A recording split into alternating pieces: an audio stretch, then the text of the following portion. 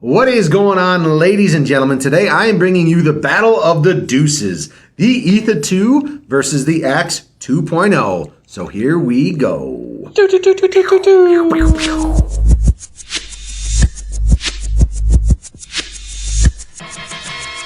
So this is a video that you guys specifically asked for. We've showcased the Axe, and the people asked, well, why not the Etha 2? So today, we're talking about the Etha 2 that currently retails around $430 versus the Axe 2.0 that currently retails around $470.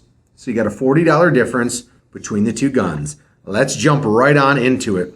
So Mark, I'm taking this Axe 2.0. I'm pushing it out of the way for now, okay? Bye-bye. Bye. We'll see you later. So let's talk about the Planet Eclipse Etha 2. Taking it off the gun stand here.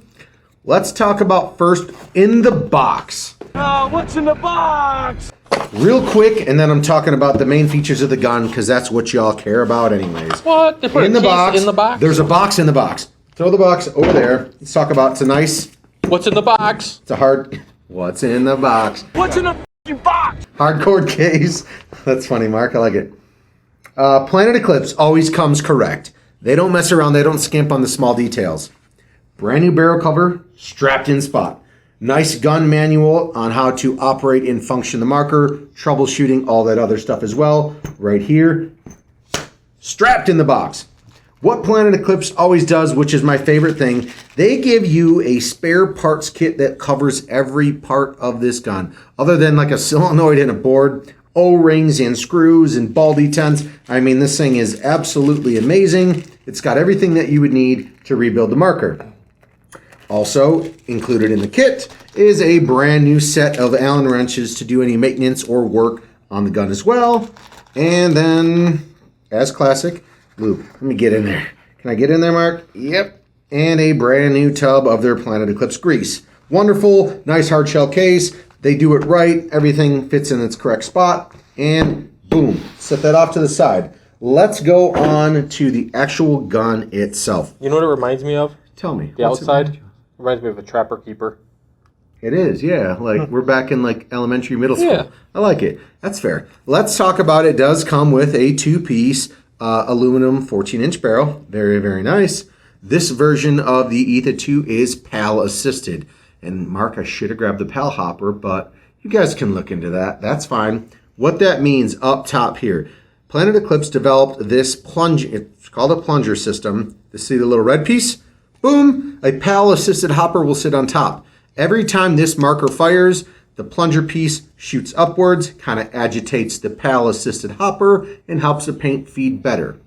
My personal recommendation is the PAL hopper is great and all, but just put an electronic force-fed hopper on top, i.e. Virtue Spire IR, Spire 3, Dye LTR, Dye R2, whatever hopper you want, just put an electronic hopper on it and call it a day. But if you don't have that much money, throw the PAL hopper that goes along with the system on it, and you'll be ready to rock. So, onto the gun. The body, the outside of the body is composite, which is a, like, in layman terms, like a very hardened plastic, Mark. Yeah, it's an industrial grade plastic. Industrial grade plastic. And the inside, the actual, what is the main focus point, it's aluminum. So yes, you see plastic per se on the outside, but it's actually got an aluminum body, which is reinforced, obviously. So next, external access to the eye covers on both sides with the simple Allen wrench. You can take that off, clean out the eye system, any paint that's been broken in the breech, if that does happen. It does. One of the bigger things, Mark, here is the, I believe it's a 9-volt, so we'll pop it open here. It's called their quick release battery system. So you pop the latch back, press on both sides, and this will come right off. You don't need any tools. Comes right on out. And yes, you do have a 9-volt battery that sits right on the inside of the frame. So the 9-volt battery goes in, clamp this back up in there, lock it into place, and hold up.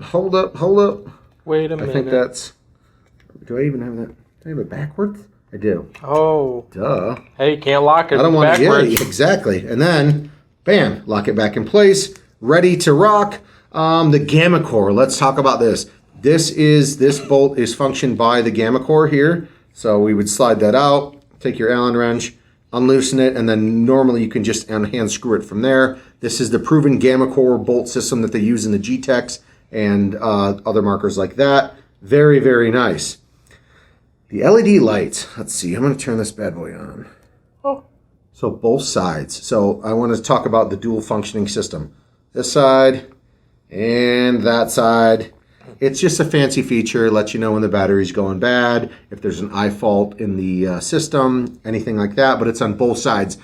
Whether if you're a left-handed or a right-handed shooter, you can see it. It functions both sides of the marker. Very nice feature. Definitely like it. The trigger is super, super comfortable as well. So on the Etha 2, you can kind of see that. Let me get that brand new sticker out of the way. Like the S hook to the trigger. It's very comfortable. It's very, very walkable. People definitely enjoy the trigger system. The grips and the ASA we're going to go to next, Mark. So let me just unscrew the gun stand piece. Boom. Let's talk about the actual grips. Not the biggest thing. Still a fancy feature. These grips are removable. So by the pull tabs there, you can take these grips off actually. There's grips here. Like, what would you call those? Indentations. Yeah. You can get your fingers in there, pull the grips off easily. If you wanted to have an olive color grip or a different colored grip, you can buy those and just swap out grips. Just a added feature. And then lastly, the actual ASA here. So it's a force ASA. So push the button in, will release the air, and engaging it will turn your air back onto the marker so it can function. And as you already noticed, the gun is completely hoseless, no macro line. All the air comes directly in through the ASA, up through the grip, and then into the gun. There's no hoses or anything like that. So quick overview of the Planet Eclipse Etha 2. You've got the battery system, which is awesome. No tools, 2-piece 14-inch barrel, the proven and very air-efficient gamma core, the feed neck with the PAL-assisted hopper, the on-off, the grips. Very, very good features and functions. All of this stuff, once again, is what you guys asked for. I want to see a comparison between the Etha 2 and the Axe 2.0, which is coming. Before you go, put the Etha down for a second. Okay. You know one of my favorite things that they've done recently? Tell me. Planet Eclipse released the model, the 3D model for this part of the Okay. gun, so that if you have a 3D printer or a mill, you fun can actually fact. make your own custom body for the Etha 2 and the EMAC 100. So Because they use hashtag fun facts by Uncle Mark. Beautiful. I like that. Yeah, something so you're fun. saying you can just, the outer composite part, 3D print your own and make it whatever you want it to be. Yeah, you want to use certain That's resins solid. and stuff to make it durable, but I like that. yeah, there's some on the market that you can buy already that people have made their own, and if you're creative enough and have the right tools, you can make your own. See? Learning Only new gun things that I know every that day. you can do. Technology nerd, he's ready for it. So if you guys have 3D printer, find the file. If you have an Etha 2, go for it. All right, so let's bring out the Axe 2.0, baby. Let's bring it out, set it over here. First off, we're going to go into the box like I did with the Etha. So the box. It's not a hard case. It doesn't have a zipper or anything like that. It's nothing super crazy or fancy. You got your cardboard box, though. Obviously foam to keep the nice gun protected. Then we're looking at spot for the barrel and rebuild kit. Allen wrenches, lube, Baldy tents, O-rings, extra screws. Similar to what the Etha 2 came with as well. And then your brand new cover. So, in your opinion, Mark, what do you think? I like the Trapper Keeper box, as I called it, of the Etha 2, but I really like that my parts kit's in a nice plastic container and not just a mini Ziploc bag. Fair enough. So I was actually gonna bring that up. I like that. You almost have like a Plano style tackle box here. Yeah, each compartment's its own. Etha 2 does come with more stuff to rebuild the gun, but it's not in a nice little plastic case that opens up. So the downside of that parts kit is if you buy an aftermarket like the new HK marker cases or the Exalt ones. Yeah. I don't know if that case will fit nicely in there. That way the other one can just tuck in there because it's smaller and compact. So this is why we're doing a quick comparison, because there's pros and cons to each. Both great markers, but you guys wanted to see it, so here we are. Okay, I'm going to throw this stuff back in the box, Mark. Let's actually talk about the gun. Neither one of them comes with an autographed signed pro player card. Nope. It's not the Field Force, baby. It's not. So let's pull this bad boy off and actually talk about the Axe 2.0 itself. So once again, the feed neck I'm looking at from top down. Well, let's talk about the barrel. How about that? I did that. 2-piece, 14-inch barrel. Nice spiral to it. Very, very similar to what the Etha 2 is going on. Let's talk about the eye covers in the feed neck. Also, very, very similar to what the Etha 2 had going on. 2 external access points for the eye covers, break and paint, dirty eye, stuff like that. The Axe 2.0 does have. For the actual feed neck system, it does have the locking feed neck system up top as well. It does not, obviously, does not have the PAL. It's not PAL enabled like the Etha 2 was, so it can't take a hopper that the plunger goes up and kind of agitates to help feed. But as I already recommended, you guys throw an electronic hopper on top of these things. Let it do what it's meant to do. I mean, like I said, with the Etha, it's nice to have the PAL, but not necessary. Electronic hopper is my point. That's the go-to. Battery system, though, Mark. Compared to the Etha 2 with that push system, 9-volt just falls out.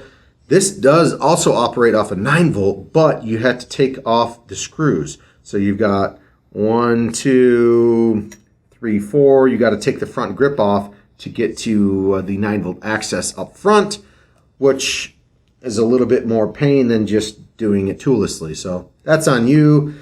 The thing I do like about the Axe 2.0 over the Etha 2, zoom in here, Mark, right around that area. It's called the push button bolt design system. So there's a push. I'm going to have to turn it around, but you can see the button. Turning around, and the bolt should just slide right on out. So once again, bolt, push button. So this way... Whoa! Oh my, I told you, it was serious. What the? It was freaking dead serious. Hold on. Pause. Where'd it go? Did you see where the spring went? Did you?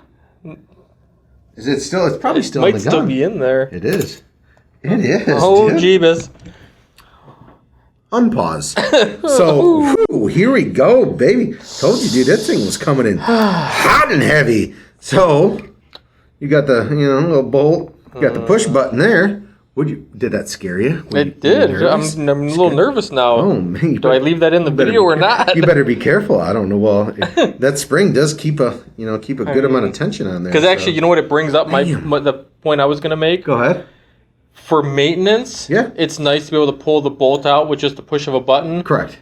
But if I'm at the field, it's way more likely that I'm going to have to change my 9-volt battery than I'm going to stop what I'm doing and re-lube my O-rings.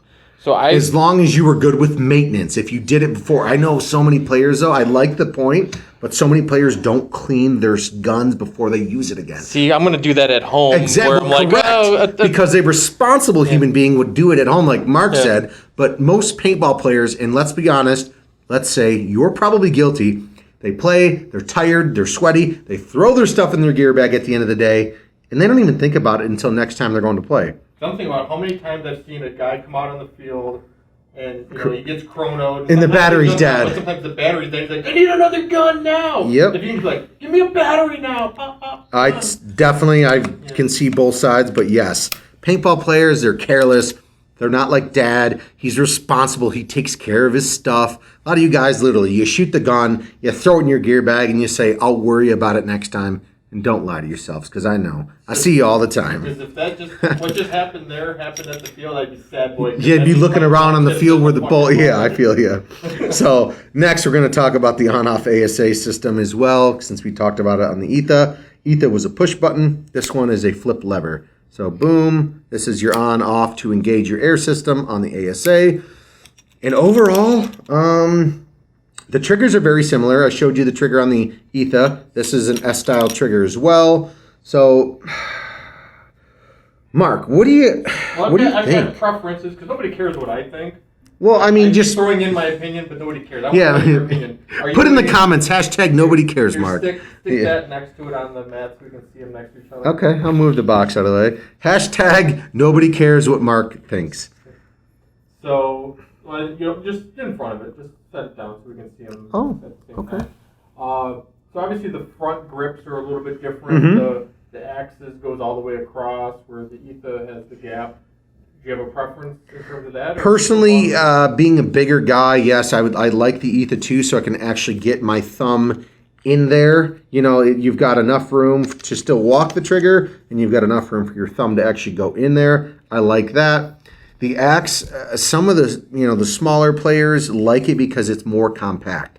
They don't have, I mean, plenty enough trigger space, but there's no really room for your thumb is kind of going. Yeah, I mean, how often do you really slide your thumb up from the bottom? No, yeah, I mean, if you were smaller, just everyone's got their preference, so it's up to you. Obviously, Axe 2.0, there is literally no gap. Your thumb is gonna go inside the trigger guard, and on the Etha 2 is yes, trigger guard is separate, and your thumb is gonna be going to the outside. So, next thing I have a question. Go ahead. For you is, are you a straight port guy on your barrel or a spiral port barrel on your barrel? Well, since I'm an old school player, I always go with I know this is Empire and Axe and trademarks and stuff exist, but I always call this the original all-American style porting system, the spiral. So I like it. I think it looks cool. I'm not knocking obviously Planet Eclipse or Etha by any means because you see their system here, Mark. You see all the porting back here, and then they have just a little bit. So obviously they're engineers, which are, I would assume, very smart, intelligent people, realize why they have a longer port in the back, and then over here you've got just a lot smaller. So the release of the air pressure, something like that. I'm not getting all technical, but I'm sure they have a reasoning behind that. So next question, what do you got? All right, I'm a big fan of the Pops ASA. Okay. Do you have a preference over that over the lever? Or No, as long screw knob better. I personally am a screw knob. This one, the Etha 2, is the push button release here. Push the silver button, releases there. I like it. I mean, I'm honestly a fan of any gun that has a freaking non-off ASA because some of these guns out there these days, Zodin, don't, and boom. So either way, preferably a push knob so I can actually unscrew it, but it all works. It all gets the job done. Last question. Go ahead.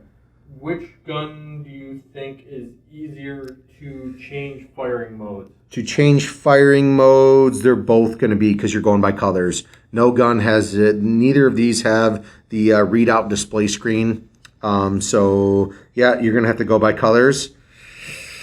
So it's a tie pretty much. Yeah, in my opinion, I mean, not one is going to be easier than the other per se. So I think they're both great guns. Once again, we're doing this review for you guys to actually see. You're thinking about spending $400 to $500 on a tournament level marker. Pros, cons of each. Thank you guys for watching. Don't forget shop.lomopaintball.com. We have varieties of these guns in stock in different colors. And head over onto the Jerky Den. Thanks for watching. Subscribe to the channel. See you guys later. Yay! Channels. Might like that.